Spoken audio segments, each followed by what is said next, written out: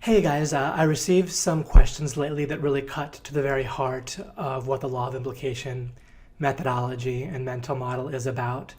And so addressing them and kind of getting underneath them a little bit is going to allow me to cover some core concepts that everyone will find helpful. And for some of you, it'll just particularly maybe work and be the angle that you needed to hear or the time that you needed to hear it for it to really break through for you. And I'm going to use this as an opportunity, not just to answer the questions, but to discuss some of the core idea, or kind of the central idea of law of implication. And plenty of people hearing this, it might be the first time they've really heard me just get straight to the heart of things and discuss things directly. For some of you, you might have heard me cover it in various ways in different videos in the past. There are a few questions. They're all fairly related. But let's start with the first one. The first question I've copied it here onto the slide, and the pretty much word for word, the question is, it's addressed to me, and the person's saying, I still have blurriness on the idea that, quote, you are not your brain or your mind. And then the question continues, how do you think about or picture the real you, or like the conscious being that is you? This is my note here. I wrote in the lower down the slide that we're dealing with a bit of a chicken and an egg issue that I'm aware of here, and this is one angle on the central kind of circular or chicken and egg or kind of bootstrap, like pulling yourself up by your own bootstrap type of issue that is sort of at the heart of the breakthrough I'm trying to get you to with the law of implication model. There's a lot of things I have to teach you on the one hand, but on the other hand, it all comes down to one thing that's going to open you up and make sense out of everything else. And the chicken and the egg issue that we're dealing with here is that your brain operates by default regarding knowledge, regarding what it thinks of as knowledge, and how it would say that and how you identify. Again, the problem is that by default you identify with your brain and your mind. To you, there's not really a difference between the two. And so when your brain has an idea, by default people all think that they had that idea. Then we say that. We say, oh, I had an idea, right? We don't say my brain spit out an idea, right? We say I have this idea, or I have this belief, right? And so we identify like it's one thing. And then there's a way that our brain, even the word understands, everything's twisted within the default model regarding knowledge. But knowledge to our brain is one type of thing, and it's not good enough. Like it's prone to error. It's an approximation. It's always an association. Literally, our brain works by literal physical organic associations. There's like a neuronal cluster, and then there's like dendrites, connections, right?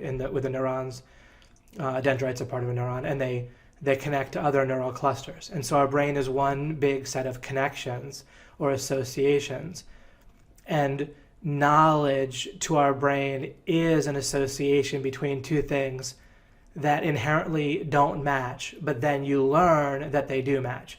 So for example, if you're teaching a child how to speak, then you're teaching them symbols, written words, and of course audio, like sound words, or the sounds for words. And you say like tree, like you make the sound tree, and then you point to a tree, to what you think of as a physical real tree, and they look at it, right? Or you're like dog, and you point to a dog. And then, so you have a sound, and your child is learning to match that sound with something that they see, like the dog, right? And then when the child looks at the dog itself is moving around. So even that physical thing you think of as a physical object or animal or whatever that you think of as in the physical environment, that's moving around, and what the child sees keeps changing. And so the brain, of course, still encodes it as one thing, that dog, and it will create this kind of archetype, right? It'll kind of take all those little sights and visions of the dog and create extract an idea. It won't, when the dog moves a little bit or turns around so you see its face instead of its butt, then a person doesn't think, oh, the dog fully went away, it no longer exists, and it's been replaced by an entirely new thing, right? Instead, the idea is that it's still the same thing, even though what you're seeing is different. And this is so common, this is so normal, like we're like a fish in water with this, so that what I'm saying almost might sound funny that I'm describing this. But I need to describe it so we're kind of on the same page and just like seeing how it works. So you literally are looking at different things. When you're seeing different, you think of yourself as looking at one dog, but it keeps appearing differently every time it moves, right? The visual image changes. Despite the fact that that image keeps changing, or what you see when you look at the dog keeps changing, your brain still thinks of it as one thing, and it extracts like one kind of thing that it is, right? It might have like one neuronal cluster, let's just say, for that dog, right? I'm simplifying here. I'm not trying to teach about the brain like specifically. I'm using that as kind of a mental model to just kind of help illustrate things. So, and my oversimplification for how the brain works is fine for the sake of what I'm talking about here. So the dog itself appears different ways, and yet our brain extracts it as just one thing.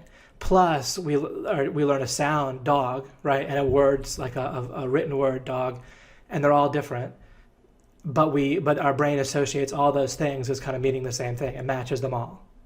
But they're also different, right? But it learns that one stands for the other, or one literally is the other. When it comes to the visual image of the dog, you don't think that the image stands for the dog. You think that is the dog I'm looking at. And even when it changes, you still think it's the dog. So things that don't match the different images of a dog as it moves around, they're all encoded as the same thing, and that in fact they do match in your brain. And that works, as you might have heard me say before, when you make an approximation, the approximation works until it doesn't work. So it works just fine when I'm talking about the dog, but it doesn't work all sorts of other times. And at this point, of course, you might be thinking, well, David, when doesn't it work? I can give you a million examples, but basically anytime you feel bad, anytime your judgment's off or you make a wrong decision, and just what you'll get once we get out of the chicken and egg issue, if you have the central breakthrough, you'll be even more amazed. The problem is a lot of the examples I give you won't even sound right because you'll think that they're true, but they're actually false. And I'll get to a major example of where it goes wrong in just a moment. And as a matter of fact, this question it serves as an example of yet another major issue where people think about the brain associates two things as if they're the same thing, and it thinks they match when they don't. So our brain matches up the idea of you and yourself, and your brain and your mind, and all of it is like basically one thing. You might think, hey, wait a second, I think my brain is only a part of me, not actually me. But then again, I pointed out just a couple minutes ago that when you do what you call having an idea, you don't say, oh, my brain had an idea, right? You say, I had an idea. And clearly it came from your brain. And so when you say, I had an idea, then you're speaking as if the only thing that can mean is if you are your brain, right? So you're constantly saying and doing things that can only make sense if you believe that you were your body, you were your brain, you were your mind, and so forth. And so we're so used to thinking in that way. Now, we also, as part of that whole system where we associate things and we think by analogy, then we want to know, our natural thing is to ask a question, what is it? So we want to say, well, what is me? How can I think about or picture? Notice how this person worded the question. And I totally appreciate the question. So if I'm ever picking apart the question or showing an error in the question, I'm just trying to help teach and explain something. But I'm not in any way feel disrespectful. I feel respectful and appreciative of the question. But inherent within this question is that to think about who you really are, that you need to picture something. And that also, if you picture it, that's like thinking about it, right? So the idea, this shows the chicken and egg or the fish in water type of problem, where the assumption is we need to have some sort of association or representation of who we are in order to have any hope of understanding what I means, right? What you means, right? We have different words depending on whose perspective it is, right? I, me, you, and so forth. But regardless of which one of those we use, if you're trying to figure out, well, who am I really according to David and according to law of implication? But it's not just according to me. I'm telling you the correct answer. And the very idea that there can be a correct answer is, again, a bit of a chicken and egg issue where people assume maybe no one can know the correct answer, but that's not correct. I'm asserting that you can, and that there's a correct way of thinking, and there's a correct answer to these things, and that I'm showing you how to know the methodology for figuring out those correct answers, and then to show you what some of those correct answers are. But I'm asserting that this is not at all my opinion. This is not just my model. It's not just my way of looking at things. This isn't the David Mills theory of the universe. I'm asserting this is correct, and to think otherwise is incorrect of what I'm talking about here. Much like if I were saying that 5 plus 3 equals 8, and to think otherwise would be incorrect. Right? You can maybe twist that and say, oh, well, I'm using like a different base, or I'm using some other thing, and then it's not. But the reality is that under the normal conditions in life, you need to behave that 5 plus 3 equals 8, or else you can come up with situations where you just literally kill somebody by accident if you behaved as if they were different, or you get in a major argument over pricing if you're talking about $5,000 and $3,000, right? And you need to know that that's 8,000 and not 20,000. Then that could be extremely important. And if someone just said, "Well, that's your opinion," you'd be like, "What the heck are you talking about?" It wouldn't be helpful. So the stuff I'm talking about is similar in strength to that, whereas there's not room for debate ultimately. It's just room for understanding or not. All right, so in order to understand that we are not our brain or mind, and to furthermore to understand who we are, we need to let go of the whole idea of making an association or representation. Instead, what we can do is we can understand that we're conscious of something. And we can say, all right, I'm conscious of something. I'm not conscious of everything. I'm not all-knowing. I'm not conscious of nothing either. Okay, so I'm aware of something, and let's just call everything I'm aware of, whatever that might be. And again, I haven't pinpointed what you are aware of. I've pinpointed that you're neither aware of everything, nor are you aware of nothing. So that leaves only one thing left. Okay, even if you can't see or understand what's left, you don't need to. You could just cross off the other dead ends, and you're left with only one possibility. And that is that you're aware of something. And then you can give that a name. You can call that your consciousness field. And remember, again, you don't need to know what your consciousness field is, except for the fact that you crossed off the opposites, and you're only left with that you're aware of something, and that's it. And I'm sorry, and that's all we're saying about that right now. And we'll call that your consciousness field. Now, the minute we say, I am aware of my consciousness field, or even I'm aware of something, then we've already said the word I, and we've built it off of the idea of our consciousness field. So great, all right? So now that's it. We've constructed it. In the normal default way of thinking, there's no room for actually constructing knowledge. It's not a possibility in people's heads. Normally, the only way of gaining knowledge is associations, and the only way of learning or changing ideas is through expectation of failure. So your brain by default can only change its mind if it has an expectation, that expectation is not met, and then it might change an idea or belief. Normally it won't. Normally it will just find a way to marginalize or delete. But at some point it gets so backed into a corner once in a while that will actually change a belief. But it'll tend to fight against change. But it might happen if you expect one thing and get some other result. In some cases, in most cases, again, you just will delete or marginalize away the expectation not being met and won't learn anyway. When I talk about learn, I'm talking about change. Learning otherwise is a set of associations, or people just add on new associations. So if you're learning search engine optimization, then you just gain a bunch of new associations. But the law of implication model is not really about that. It's not about associations. It's about an alternative path, or sorry, not an alternative path. It's about the only path to a certain type of knowledge that's perfect. And all of the tremendous benefits that can be gained from using that method, where you're building knowledge. You can't build everything that can be known using the law of implication method. But you can build a whole bunch of stuff that you don't think that people act as if they can't know, and then you can know it for sure, and it makes an incredible difference. Then it doesn't matter how much your brain associates or believes certain things. You can just rewire things properly, and you can fix all kinds of problems that crop up over and over and over and over in your life for yourself and for other people that you're affecting based on mistakes that got into your brain and that can't be fixed by the brain itself, the chicken and egg issue. So the brain is not going to be able to understand how you're not your brain and your mind. You can remember some stuff like that we talk about and then bring up that memory and then consciously participate again tomorrow, let's say, and rebuild the idea that you're not your brain or your mind. And your brain can memorize that statement, but your brain can't understand that in the normal way. So you need to learn to look somewhere else than you're always used to looking for knowledge. There needs to be a new space where you start to build something new for yourself. And that's the chicken and egg, is that if you look in the place you're always used to looking for knowledge, then that's not going to be sufficient to understand what I'm saying.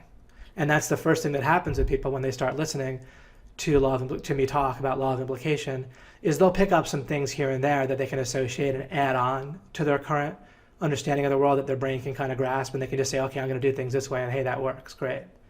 But they don't really get nearly the full power of what I'm saying because they're used to looking in a place that can't appreciate it.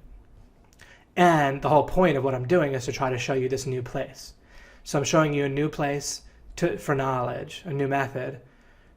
You're used to there only being a worse, weaker, impoverished method, and then you're trying to use that impoverished. It's not really wrong. It's just like default and impoverished and ineffective for certain things method. In order to understand what I'm saying, and it's chicken and egg. Okay, so you need to have a space for something new in order to have the breakthrough that we need together. So I talked about how to build the idea of you. Now, how do you know that you're not your brain or your mind? Well, first of all, your brain and your mind change. The contents of it change. Your own belief about your brain is that it changes constantly, right? Organically, like literally the electrons and protons and molecules are moving around, right? Neutrons and all that stuff. Again, to our normal default way of thinking with association, it totally seems normal and correct that something can change and still be the same. But listen to what I just said, right? If something changes, is it the same? No, it's not the same. So it cannot be. It can never, ever, ever, ever, ever, ever be the case that something changes and it's still the same. If it's you that changes, you literally must mean that you died. You're fully gone. You no longer exist, and something else took your place. There's no such concept as you changing. It's like a married bachelor. It's a nonsense concept. Okay, there's no such thing as you changing. It's an impossible concept. Your brain can't grasp that because your brain has it associated all day long since you were born that the idea of you is neurologically associated with this thing, whatever it is this representation, and that thing can change a lot, and all the time it can change. You might fight against a lot of change, right? You don't want to change your beliefs, and typically, so you resist change, but at the same time you believe that there can be theoretically changes. But that's false. And if you just stop, if you can recognize that that's false, even just for a moment, then you're getting a glimpse of what I'm talking about there being an alternative method for understanding what's true. Then you can slip out of that and you can say, well, wait, then what am I? And now you're back in the default way of thinking is you got to have some picture or representation of who you are in order to understand who you are. But you don't need that. Just focus for a moment on, wait a second, if it changes, it can't be me. Now, what if your brain didn't change? Or what if we talk about something that didn't change? What if it was just like a dot that just sat there and never moved somehow, all right? It just there it was. Then now we could say, well, maybe that's me. That could be me, right? It doesn't change at all. So maybe I'm a dot that just sits there. Well, at that point, it's just a pointless exercise. Like there's a point now in me covering this just to point it out. But you constructed who you are by starting with something that you could know for sure, which is that you're conscious of something. We'll call that your consciousness field. So now you can know for sure that it's your consciousness field because we did something called stipulating. So we stipulated a definition, like a word, consciousness field, and we stuck it with a concept. So anyhow, you built, and then you're like, okay, there's that consciousness field, and then there's something that's conscious of that consciousness field, and I'm going to call that me. Now you've built that. So now you don't just look around for some dot and say, well, maybe that's me, right? Well, that's just like a random, irrelevant thought that's just disconnected from anything. And so anything that changes can't be you, first of all, because it changes. But don't look around for some like picture or representation of what you are. You built it properly. Don't then drive out of that, or or leave what you did correctly, and now just start grasping around for some random association and saying, oh, I got to find something I can picture, something physical or tangible, and that has to be me. Anything physical or tangible can change, and anything that can change can't be you. If you want to find other properties about yourself besides just that you're whatever's conscious of your consciousness field, then you can build those logically from where you already have been building. You don't just take a flying random leap in some direction and say, oh, I'm that thing, I'm this body, or something like that. And so what I mean by that, you can build plenty of stuff from there. You can also notice, hey, if I look at my consciousness field, so to speak, if I kind of look at the experience that like what I'm conscious of, I can notice that that either everything could just be neutral. I could have no concept of good or bad. I could have no concept of I want something more than something else. Or that I could have a concept of something like goodness and or badness, where there's things that like make me, or a concept of happiness. So if the very fact that we can contemplate the idea of the fact that there's a clear variability in our conscious experience in terms of how good or bad it can be, or we could say that it's clear that there's no variability, or else we couldn't even. You'd have no comprehension whatsoever if I talked about being happy or good or bad, and you do have some comprehension of it. You might not understand it very well, but at least you can have some comprehension of the idea of being happy versus not being happy, or good versus not good, or bad versus not bad. So given that there's a clear variability in our conscious experience, then we want more good, or we want more happiness, and we want less unhappiness. So you can figure that out. And then we can go on, and I'm just going to gloss over this kind of fast, but we can go on in terms of our brain or our mind. We can understand that that's an important, in our whole self, our whole body and so forth, that clearly our body and our brain and our mind, that's important. Clearly it's an important factor in our happiness, and it's an important factor in interacting with the world and so forth. And either we have no effect on it whatsoever,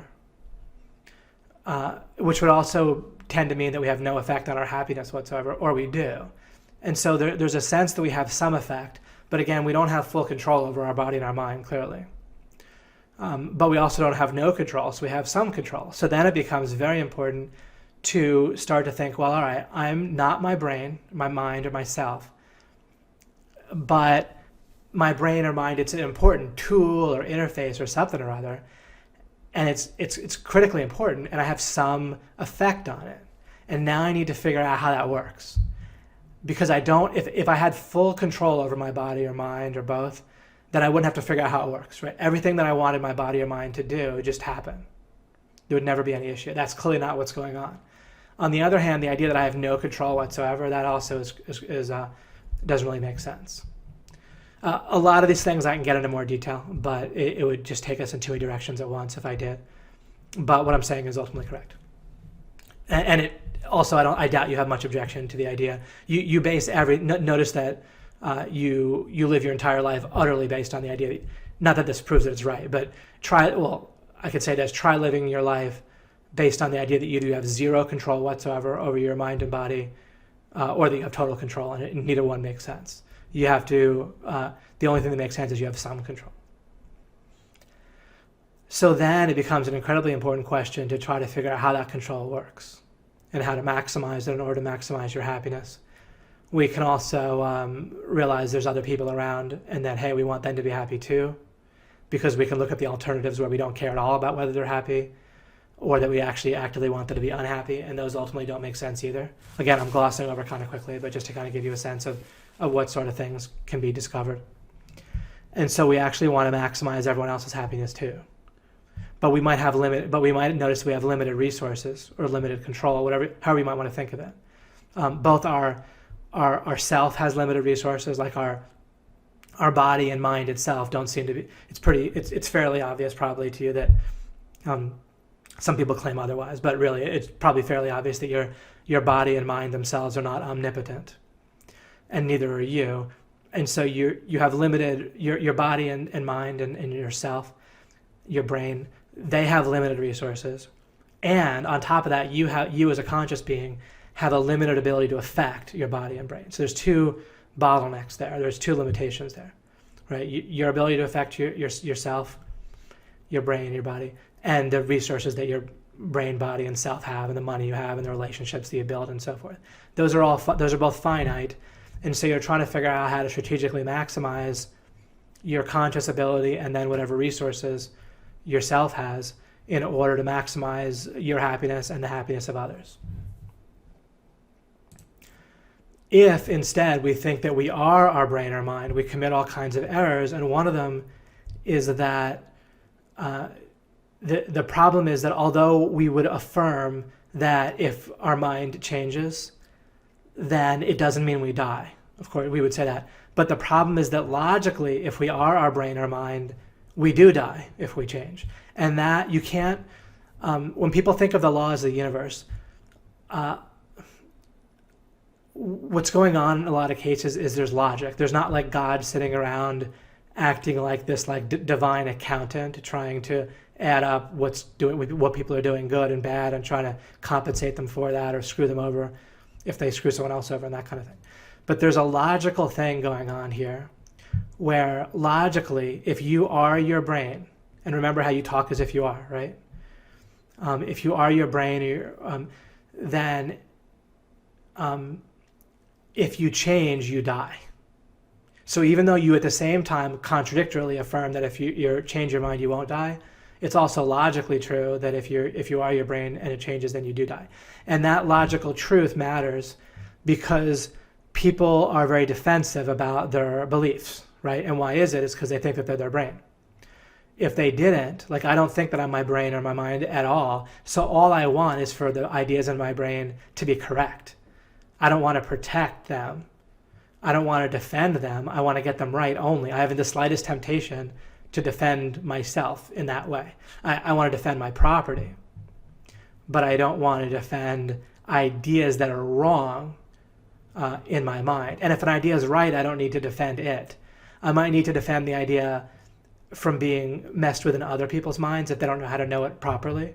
And so on, to spreading false ideas to people that are relatively helpless because they don't understand how to think clearly, then I might try to defend them. But I don't need to be defensive at all about my own mind. Because if I can build knowledge in a way that's absolutely rock solid and clear using my conscious ability, the law of implication methodology, then it's powerful. It's not based on these associations that other people can push on or that they can mess up. So I don't need to be defensive about correct ideas, and incorrect ideas, awesome. I just want to change them. So it's terrific. And I live this. Like there's some things where that might be hard to live up to in life or that I might be inconsistent about, but this particular idea, it's rock solid. And I don't really have a problem with it. Just kind of testifying, not about myself. I more say that for just because I'm communicating and teaching this to you, just trying to give you an idea of what it can be like. So when I talk about myself, it really has nothing to do with me. It's more just about what I think how things can be for you.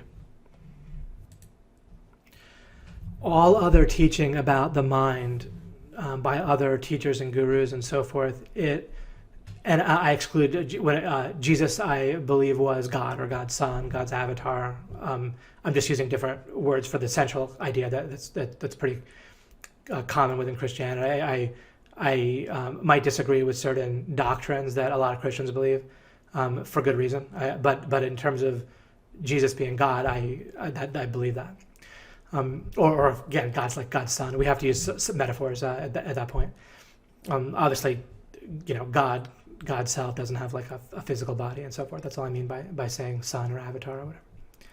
But anyway, Jesus excluded one way or the other. I'm neither comparing myself with Jesus if I ever say, oh, Jesus said this and I'm saying it. I'm not in any way putting myself on par with Jesus. And neither will I, if I ever sound like I'm being critical, if I say like people haven't said this, I don't mean Jesus, I'm excluding them.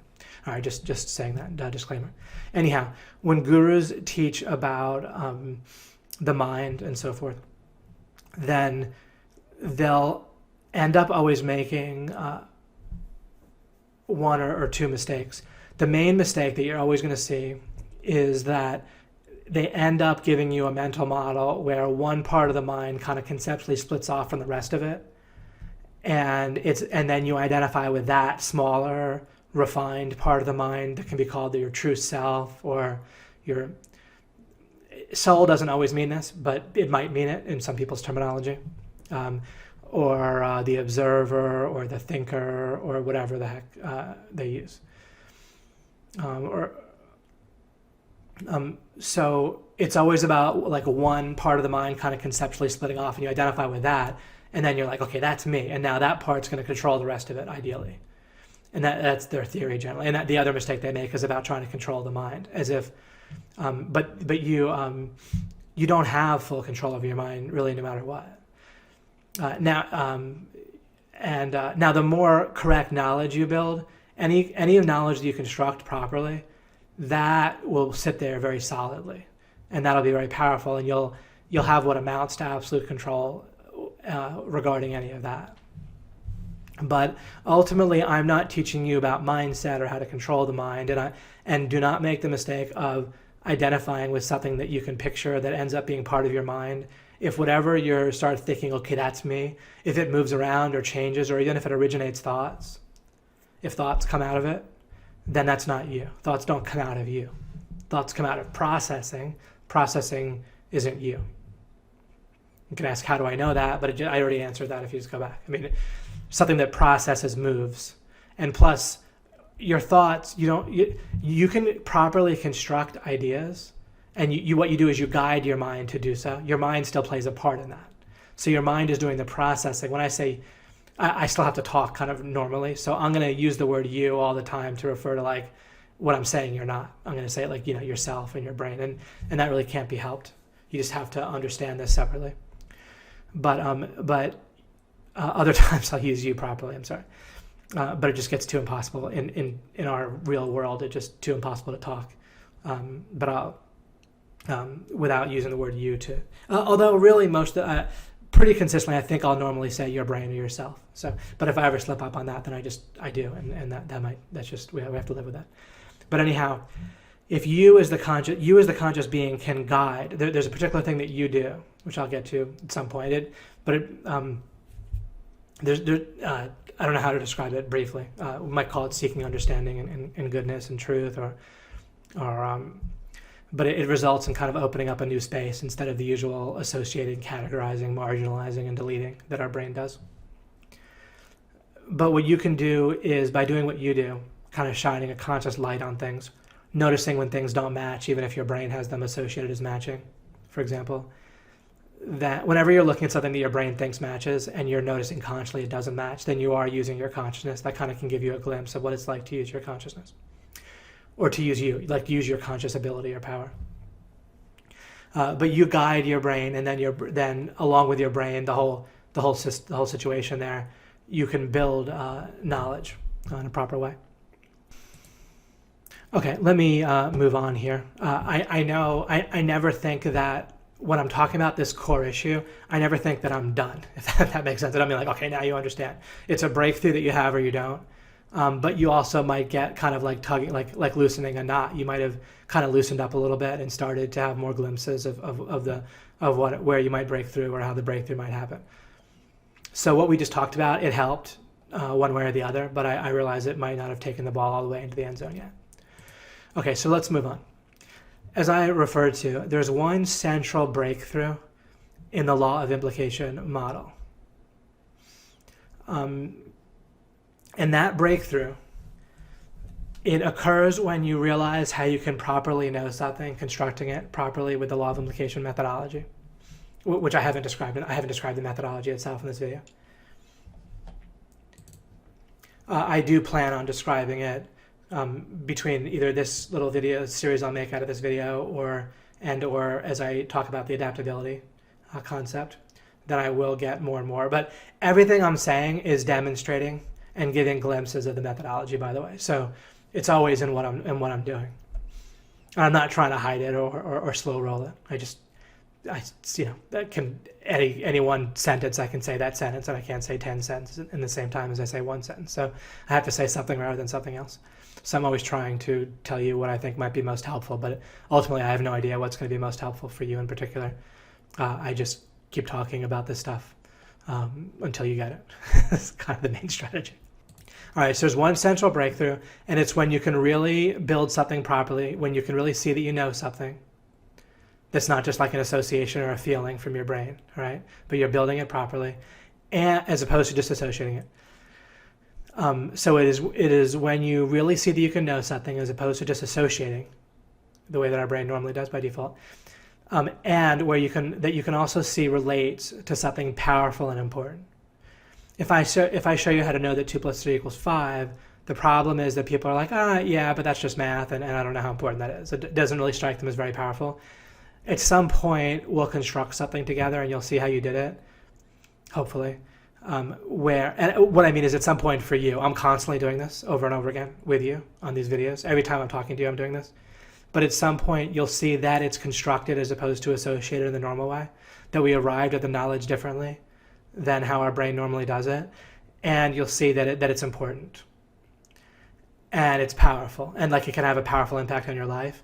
And when all those things kind of come together, where you see the methodology in action and you see that it matters, then it's like Armageddon in a good way. It's like a light bulb, like a true light bulb, not just like a maybe light bulb.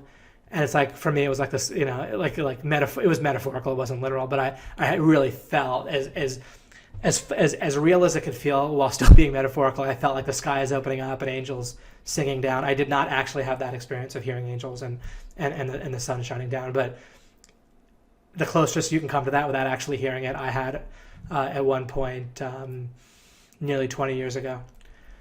And actually, Mike finally fully had this happen recently. Up until that time, we recognized that he was just kind of using the kind of template idea, like kind of using he'd constantly make use of what I would explain, and it would be helpful.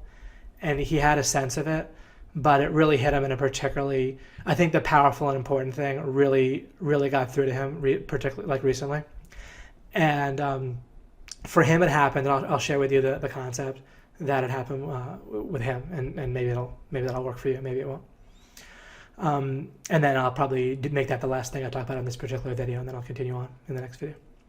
So this happened to Mike relatively recently with the fallacy of the inverse. You might have heard him refer to this recently, and it also that and relating that to which I'll go to on the next slide. I'll show what that is, and the idea that good and bad are actually different things, not just opposite directions on a slider bar. And he'd heard me say that before, but it hadn't all just kind of connected and hit him in this powerful and clear way until more recently. And when it did, it was a real different experience than just feeling like, I don't know, like he was so much like the stuff that I would explain and made such good use of it before, but he still had yet another big, powerful experience to have, and that he had. And so I'm saying that not to talk about Mike, but to talk about you, and that what we want to get to is where you really feel like it's not just that you're remembering David said this or David said that, and like kind of pulling templates and instructions from the law of implication training that I have, but instead that you see that you can build things for yourself, and that it can really, really matter tremendously that, like, if you do that. Okay, so let me show you on the next slide here. And what I'm demonstrating to you is the thing that really impacted that really made sense to him in a new way, relating to the law of the fallacy of the inverse, and also relating to the idea that good and bad are not just opposite directions on like a one slider bar. They're not like the same currency. They're like different currencies. They're like different things. And that really matters because the problem that people have, and this affects their ability to adapt in life and be happy. It affects their ability to break through and poke around. And it affects it profoundly because people feel like, well, if I go for a goal, like if I decide that I really want to have a relationship with this woman, or if I really want to achieve a particular thing in business, or if I want to make a certain amount of money, then, or if I want to like make a particular sale or hit a particular number, you know, of I don't know, visitors to a website or clients that I have, then if I go, people think that if they go for that, then the problem is they can also get burned if they don't achieve it, that they'll feel bad. Like if something feels good, like they're scared to go for something good because they're afraid that if it doesn't happen, it'll be bad. Or if someone, let's say, does a promotion for OMG and they get excited about how much money they can make, then they might accidentally, normally the promotions go very well, but not every promotion goes well. Their fault, of course, not ours. I'm tongue-in-cheek either way there. But the point is that they could feel bad if it doesn't go well, but they didn't need to feel bad. And if you start to look for this in your daily life, you'll see all the time people are assuming that if something good didn't happen, then that's bad. Or I guess if something bad doesn't happen, then that's good, and so forth. As if there's like a one slider bar, and then it's like if it moves over to the right, it's good. If it moves over to the left, it's bad, and that that good and bad are kind of flip sides of the same coin, or opposite directions on a sliding scale. But once you realize they're two totally separate things, then you can go for things that are good. You can go for goals, and you can drop the goal first. Also, it's not bad to drop a goal. Just because a goal might be good if you achieved it yesterday, it doesn't mean that you have to keep on going for it. Maybe you just drop the goal because it's no longer relevant.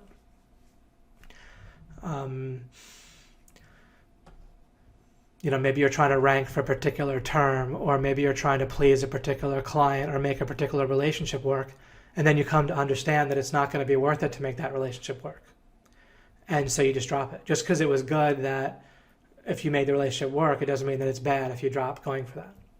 All right, so the fallacy inverse itself is, well, in symbolic terms, just to read what's on the screen, P implies Q, right? If this, then that. If P, then Q. To the brain, by default, the brain thinks that if it doesn't happen, like if not P, then not Q. But logically, that's false. Now, I did not invent the fallacy inverse or discover it. This is a known concept, but people don't connect it up and realize how amazing it is if you relate it to the idea of goals and what's good and what's bad. And it's if you construct this idea for yourself in a clear way, then if you build knowledge correctly and you understand that you can do so, then you all temptation to think otherwise goes away and so you just make this permanent, powerful change in your mind pretty effortlessly. And it's that experience that it's a real revelation for people. So if the promotion makes 100 sales, then that's good, right? That's if the promotion makes 100 sales is P, then that is good as Q, all right? So Q in this example is always going to be that is good or that is bad, all right? So in this case, it's that is good. So if the promotion makes 100 sales, that is good. To the brain, right, it's natural. If you imagine a situation where you're promoting and you're like, all right, I want to make 100 sales, I want to make 100 sales, I want to make 100 sales. And then you're counting your money in your head and all that, right? How much you're going to make. And then you make 10 sales, then there's an idea that that's bad, right? Either you're going to think it, or at least people talking to you are going to think that you're thinking it, right? Or people might say, oh, that's not so bad, right, or something. But to me, that's all ridiculous. Of course it's not so bad. It's not bad at all. Like, just because, again, it nothing to do with bad. Just because something is good, if I achieve it, doesn't mean that it's bad if I don't, right? Just to illustrate this for a second, there's zillions of stocks on the stock market, and there's a whole bunch of commodities, right? It's good, so to speak. Like if you want to have more money than not, then it's good if you buy a stock and then it goes up, or you sell it short and then it goes down, right? But there's a zillion of those, and I bet you missed virtually all of them today, just like I did, obviously, right? So is it bad? Should I say, oh wow, I heard you didn't buy Apple stock today. That's bad. Or I heard you didn't short it yesterday. That's bad. And you're just like, and I said, but that's okay. Like, imagine if I walked up to you and I said, oh, I hear you didn't buy Apple yesterday and then sell it today. But that's okay. It's not so bad. You'd be like, what are you talking about? Of course it's not so bad, right? You don't have this expectation that you can take advantage of every single opportunity afforded by every movement in the stock market or commodity market. But that just illustrates the absurdity of this idea that just because something's good, but then people can see how that's fine to not have taken advantage of a particular movement in stocks, but they don't. But then the same thing, but for themselves, if they make a goal, then it does feel to them like it's bad if they don't achieve it to some degree. In most cases, there might be some exceptions where our brain doesn't feel like it's bad, but in many cases it will.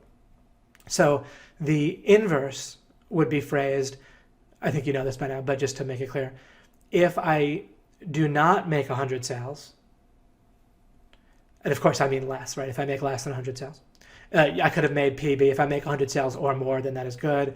And then not P would be if I make less than 100 sales, or if I do not make 100 sales or more, then that is bad. Or that is even, or then that is not good, and not good. Generally, our brain thinks of as bad, it has associated with bad.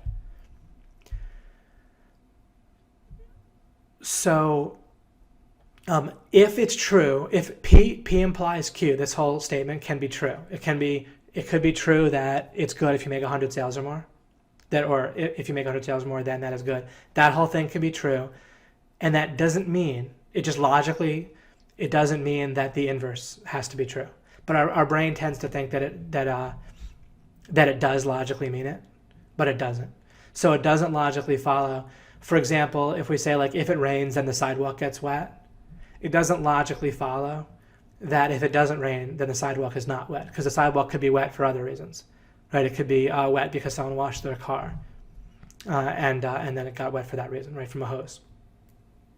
So there's not a logical progression or connection between P implies Q and not P implies not Q. That's called the fallacy. Thinking that there is called the fallacy of the inverse. And by default, our brain tends to approximate to presuming that the inverse is also correct, if the original conditional is correct.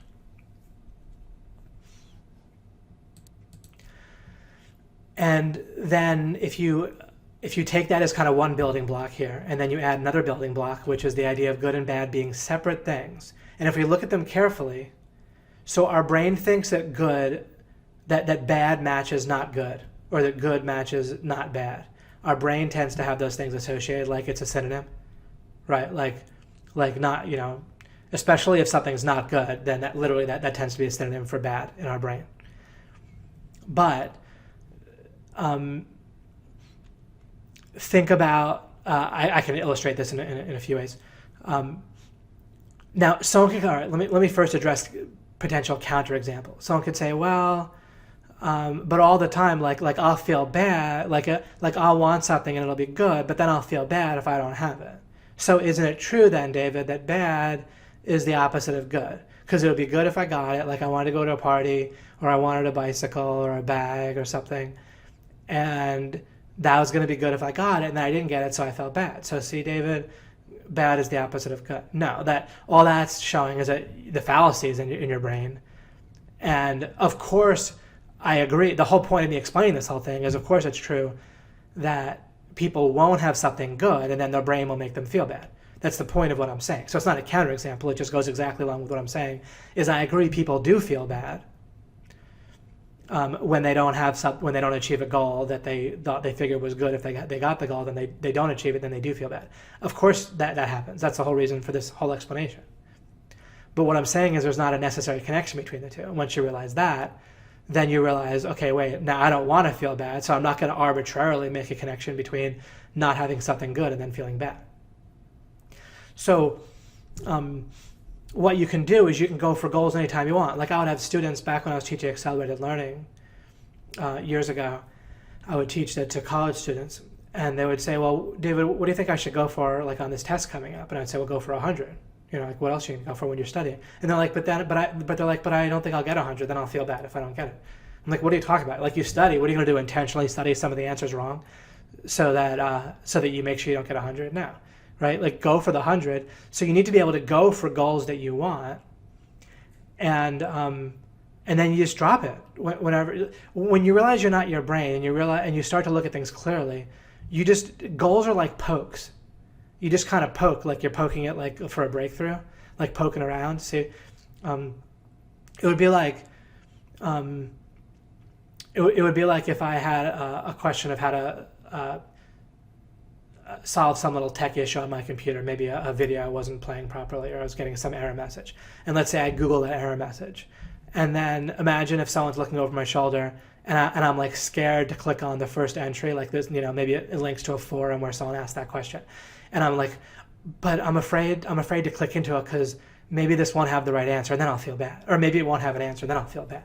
Right? Of course, they would be like, what's wrong with you? Right? If we just click on it, and then you'll see if it has the answer. I'll be like, but I'll feel bad if I don't. But so you can see it's ridiculous in that case. Like, of course, I want to poke and see, right, if the answer is on that page that comes up on Google. And then if it's not there, I just go to the next entry. And if I was like, well, what do I do if the answer's not there? That I'll just feel so bad. They're like, why would you feel bad? Just go to the next entry and see if it's on the next one. It's pretty obvious in that case, but people live their lives nonstop. Like, oh, well, I don't want to ask them to do this because then they'll feel bad. Like if they say no, well, they might because they have the same error in their mind. But if we all kind of understand that this isn't how things work, and it's a real pleasure to deal with people that get this as well, because then you're not always talking to them and they're like, oh man, I tried to do this and I didn't get it, and they're like they feel bad about it, and and it's just an error, or they're just like all the time people are scared to adopt a goal because they think they can't drop the goal the minute that the goal is not useful anymore. You say like, well, why don't you give that relationship a try? They're like, oh, well, maybe it won't work out. Well, yeah, so poke at it. Maybe the answer is not on that webpage, but click on it and give it and don't just click on it and glance, but click on it and give it a decent read through, follow through decently, and then you'll find out.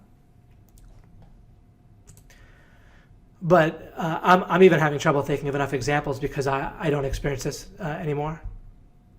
But I think that like several times a day people are affected by this thing. And Mike reports that, oh my goodness, it's just nonstop for him. I mean, it would have been several times a day that he was either getting upset about something that was based on this mistake. And I don't mean that he gets upset more than anyone, just any person's like this. Or either upset or didn't want to poke into something because of the idea that then what if you feel bad if it doesn't happen, or that sort of thing. And not having this is like the most incredible thing, right? So much of your feeling bad in life, I'm not going to say all of it because it's not all of it, but so much of feeling bad is just when you don't have something good and then feeling bad about that. And also so much inefficiency comes from not poking properly or not going after a goal properly because a person's afraid they're going to feel bad, or they need some excuse on why they didn't really try, right? So someone will like say, oh, sure, I'll go for that. They think that they might not succeed, and so they only like kind of half-ass it, right? Kind of, they don't really like follow through strongly, and then they have an excuse for themselves. Oh yeah, I didn't achieve it, but I didn't really try. Instead, you can fully try and you still won't feel bad. Also, if you don't identify with yourself, which will bring us to the next question, will be about, I think it's the next question. Let me look. I won't get into the next question, but I have a few slides here between it. Yeah, the next question relates to liking yourself. I actually have some more slides as well to get to, even just for what I'm discussing kind of getting underneath the original question. But good, I'm glad we got to cover these things in this way, and this will help you as much as it helps you. And the information necessary for a major breakthrough for yourself is here, so you might want to go back over the video a couple times. And but regardless, we'll continue from talking about it in a little bit different way and looking at some different angles on things in the next time I do a video.